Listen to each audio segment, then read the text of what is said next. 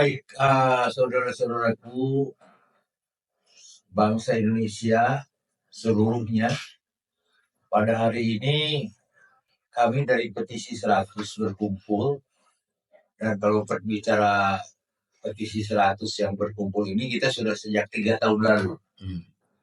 Kita berkumpul dengan menamakan diri, komunitas ini adalah Petisi 100 karena ada 100 orang tokoh, yang lainnya memang tidak hadir. Yang kami rumuskan sejak 3 tahun lalu itu adalah bahwa Jokowi harus dimakzulkan.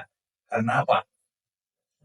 Karena ternyata apalagi terakhir-terakhir ini bukan hanya sekedar sumpah jabatan kepresidenan yang Jokowi langgar, tapi juga dia sudah melakukan pelanggaran hukum pidana. Dia melakukan nepotisme. Itu bisa dihukum dengan hukuman penjara 19 tahun misalnya. Itu menurut hukum pidana. Sedangkan hukum ketatanegaranya dia sudah mengingkari sumpah jabatannya sebagai presiden, di mana dia mengucapkan sumpah jabatan itu di bawah Al-Quran. Ini bukan main-main, itu sebuah proses dan tindakan yang sangat sakral, yang berkaitan bukan hanya antara manusia dengan manusia, tapi manusia dengan Tuhan. Nah, dari sisi inilah kami sejak 3 tahun lalu itu mempunyai sebuah keyakinan bahwa Jokowi sudah melakukan pelanggaran, dan terlalu banyak pelanggaran itu. Dari mulai mengatakan dia ada mobil SMK, kemudian ada uang 11.000 triliun di kantongnya, dan seterusnya. Kemudian dia menghancurkan eksistensi atau keberadaan Mahkamah Konstitusi dan Mahkamah Agung, ya. Dan bahkan kemudian sekarang terus terang aja, saya pribadi sudah tidak percaya lagi kepada seorang yang namanya Jokowi.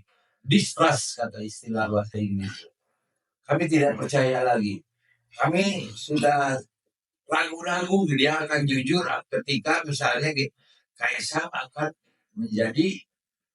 mencalonkan diri menjadi gubernur, katakan di DKI ataupun di Jawa Tengah.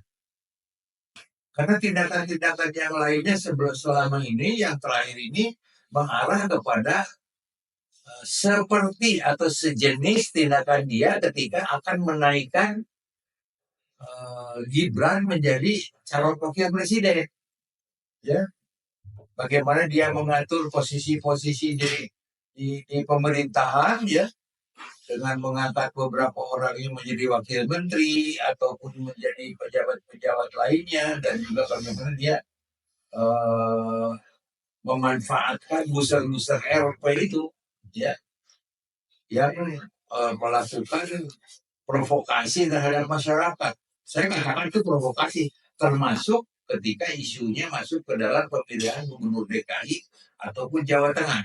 Nah ini, jadi karena sekali lagi bahwa dengan kualifikasi pelanggaran yang dia lakukan, dari mulai pelanggaran hukum tata negara, kemudian pelanggaran pidana, dia bukan hanya harus dimakzulkan, tapi harus diadili dan harus ditangkap dan harus diadili, ya.